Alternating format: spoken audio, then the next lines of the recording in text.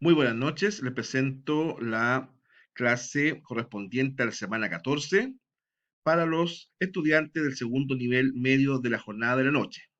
Es la correspondiente a la edad contemporánea, parte 5 y última.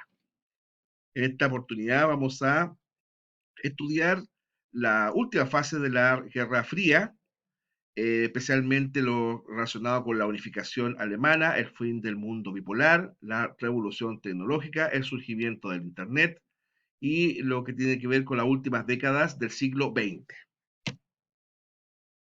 Bueno, ahí en primer lugar, ¿verdad? Tenemos los tópicos que vamos a estudiar en esta clase, a los que ya señalé, le agrego los inicios de la globalización, proceso que está plenamente vigente en el mundo actual. Te invitamos desde ya a descubrir la importancia de estos hechos y los procesos mencionados. La última etapa de la Guerra Fría, 1979-1991. Esta última etapa del conflicto se inició con la invasión soviética a Afganistán, poniendo fin a la llamada convivencia pacífica que políticos como Jimmy Carter habían intentado en años anteriores. Movimientos bélicos como este o la revolución sandinista de Nicaragua o la revolución iraní, no obstante, supusieron un esfuerzo económico que sentenció a la Unión Soviética a invertir el 25% de su producto, de su interno bruto, en gastos militares, que condujeron a una profunda crisis económica a principios de la década del 80. Ahí tenemos, ¿verdad?, Jimmy Carter, Daniel Ortega, Ayatollah Khomeini, tres personajes muy importantes en este proceso, ya que el primero, él intentó un proceso de acercamiento, por así decirlo, a la Unión Soviética. Recordemos que Jimmy Carter era del Partido Demócrata y tenía una visión un tanto más indulgente hacia el mundo comunista. Daniel Ortega lideró la revolución sandinista, en la cual la guerrilla eh, de tipo sandinista, latinoamericanista y por supuesto también comunista, ¿verdad? Derrocó a la corrupta dictadura de Fulgencio, no de Fulgencio Batista, de Anastasio Somoza.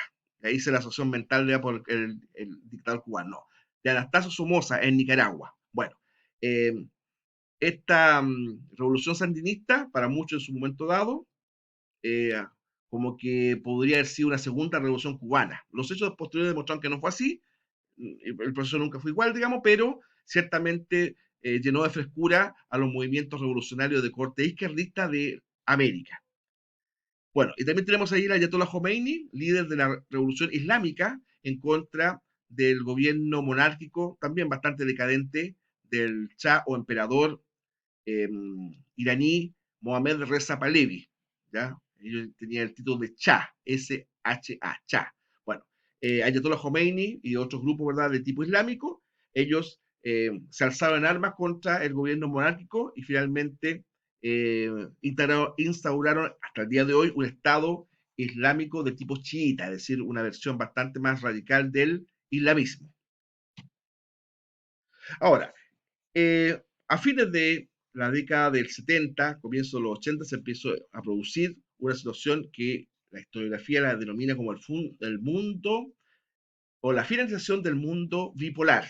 ¿A qué se refiere con eso? Recordemos que el mundo bipolar es aquella situación internacional en la cual Estados Unidos y la Unión Soviética constituían cada uno un polo político de desarrollo económico, bélico, cultural y también desde el punto de vista demográfico. Cada uno controlaba, por así decirlo, o se dijo, ¿verdad?, la mitad de la humanidad. Bueno, ocurre que a fines de la década del 70 y comienzo del 80 se empiezan a producir distintos hechos que van a provocar la caída de uno de estos dos polos, como vamos a ver a continuación. Cuando Mikhail Gorbachev asume la Secretaría General de la Unión Soviética en 1985, la economía de ese país estaba estancada por completo y los precios del petróleo cayeron a niveles insospechados.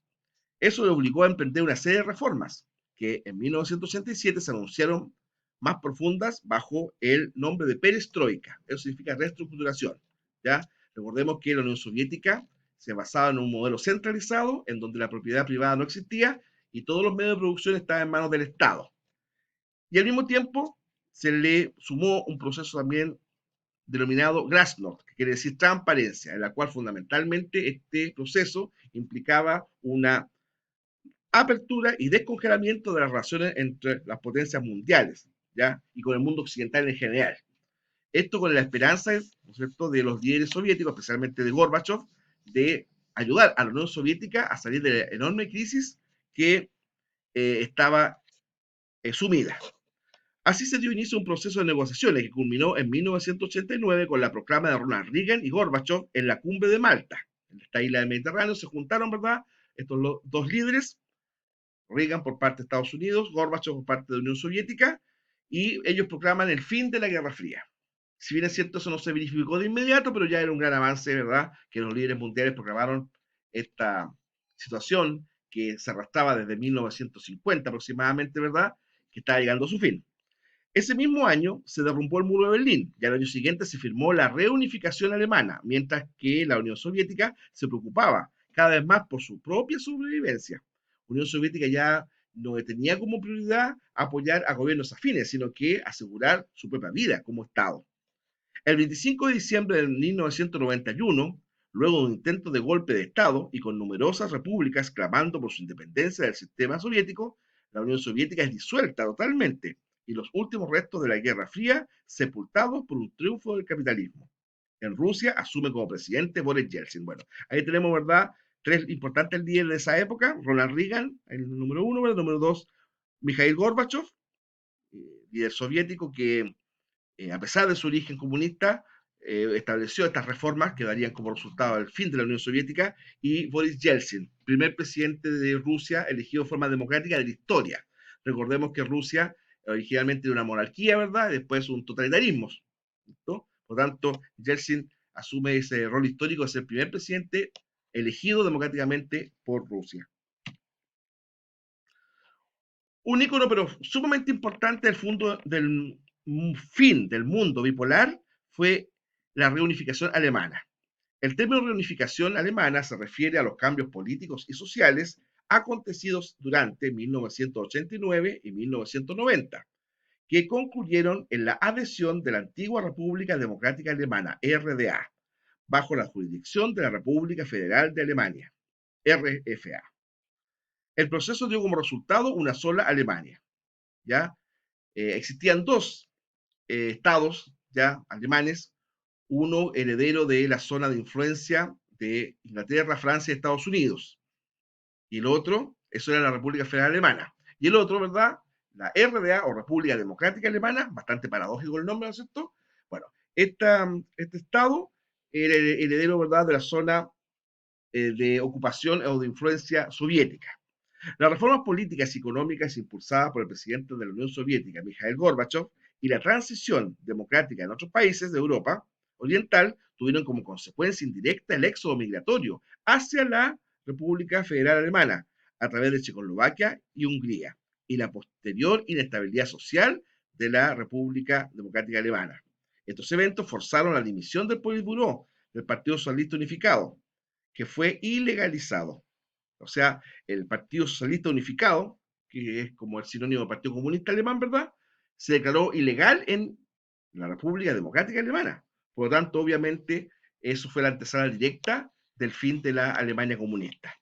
También propiciaron la apertura de las fronteras entre las dos Alemanias, lo que desencadenó en la caída del muro de Berlín el 9 de noviembre de 1989. Ahí tenemos Helmut Kohl, ¿verdad?, canciller de Alemania Federal, y Erich Honecker, líder comunista de Alemania Democrática, ¿cierto? Recuerden ustedes que la propia ciudad de Berlín también estaba dividida en dos áreas: la área pro-occidental, ¿no es cierto?, la área oeste de la ciudad, y la área oriental o procomunista, ambas separadas por el famoso muro de Berlín, que fue destruido por una asonada popular, ¿verdad?, el 25, ¿no es cierto?, el 9 de noviembre de 1989, ¿ya? Bueno, entre las consecuencias que podemos señalar, ¿verdad?, de la Guerra Fría, tenemos el triunfo del capitalismo por encima de las ideologías comunistas y su entrada en una fase planetaria que condujo a la reciente globalización y construcción de una sociedad y mercado global, ¿ya? Evidentemente, cuando cae el muro de Berlín, cae, ¿no es cierto?, la Unión Soviética, cae el bloque socialista, el capitalismo se yergue como gran triunfador. No sería por mucho tiempo, pero por lo menos, ¿verdad? Eh, Daría origen a un mundo unipolar en donde el capitalismo sería su sistema económico de entrada, ¿ya?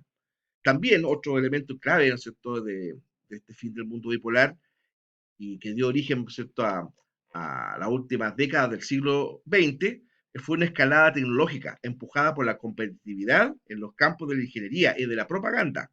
Eso se tradujo en logros inéditos para la humanidad, como la incursión en el espacio, la llegada del hombre a la luna, el desarrollo del Internet y la firma de tratados políticos regionales aún en rigor. O sea, ciertamente que hubo elementos positivos en este fin o últimos tiempos de la Guerra Fría. ¿Ya? Se desarrolló la tecnología, ¿verdad?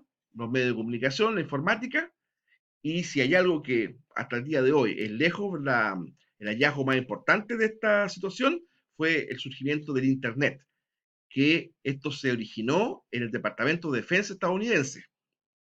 El Internet original tenía como objetivo asegurar y proteger los distintos sistemas defensivos, instalando redes de computadores con objetivos de prevenir una posible invasión soviética a Estados Unidos. Imagínense, ese fue el origen del Internet. Bueno, posteriormente, ¿verdad? Cuando el fantasma de la guerra se termina, ¿cierto? El Internet se empezó a aplicar con fines pacíficos y hoy día es una herramienta insustituible en distintas actividades de la sociedad del mundo entero. Bueno, eh, si hubo una guerra que provocó una represión de conciencia en el mundo occidental, especialmente Estados Unidos, fue la guerra de Vietnam. De hecho, al interior de Estados Unidos se estableció una crítica cada vez más fuerte, cada vez más violenta contra la guerra de Vietnam. El propio cine, distintas películas se abocaron a desnudar todos los elementos negativos, incluso para las propias Fuerzas Armadas estadounidenses, que provocó intervenir en ese conflicto. También a los abusos sobre la población civil, por ejemplo.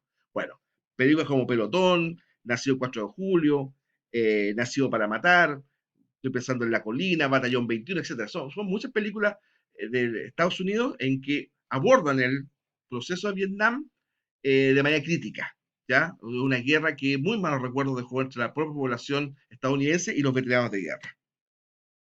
La revolución informática, ¿no es cierto? Como ya señalaba, esto fue un derivado de la revolución industrial y específicamente de la Guerra Fría, ya de la Guerra Fría en sus últimos años. Esta revolución informática ciertamente se haciéndose en parangón con la revolución industrial, podemos decir que así como la revolución industrial tuvo a la máquina de vapor como su icono más importante, la revolución informática tiene como icono y como símbolo al computador o computadora. Y por supuesto el Internet como herramienta insustituible. ¿Ya? Hay distintos, ¿no es cierto?, elementos, alguna explicitación sobre el origen del Internet, como ya lo expliqué, ¿verdad? Google Chrome, que es el buscador tal vez uno de los más usados en el mundo. Bueno, y aquí, a pesar que partí señalando, ¿verdad?, que la globalización la vamos a seguir profundizando en clases posteriores, ¿verdad? Pero aquí por lo menos adelanto su significado y algunas características.